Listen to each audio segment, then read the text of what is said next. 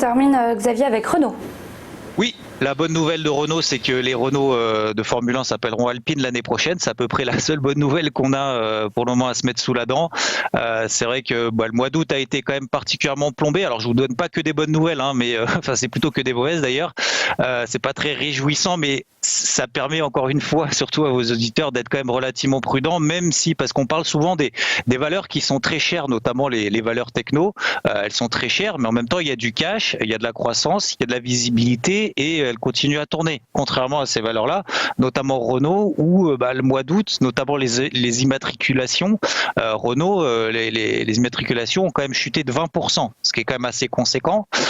On a un changement un petit peu de l'exécutif qui est en train de se mettre en place. C'est un petit peu la news du moment, notamment Nicolas Mort, qui va s'occuper justement du redressement de la performance et retour à un niveau satisfaisant de la profitabilité d'ici à 2020.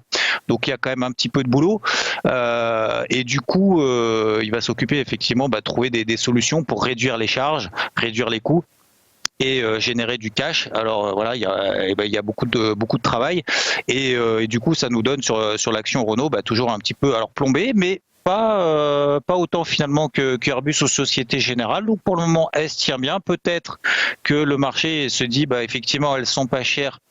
Et dans le pire des cas, dans la mesure où elle a perdu quand même 50% depuis le début de l'année, elle ne peut que rebondir. Attention encore une fois, d'un point de vue technique, on a des zones de range qui sont clairement définies, borne haute, borne basse, peut-être avoir un petit peu de patience pour plutôt payer encore moins cher qu'à 25 euros, peut-être qu'à 20 euros, si jamais on y retourne, ça peut être une opportunité, mais attention encore une fois, ne pas forcément se précipiter sur des accélérations haussières, parce que voilà, pour le moment, aucune visibilité.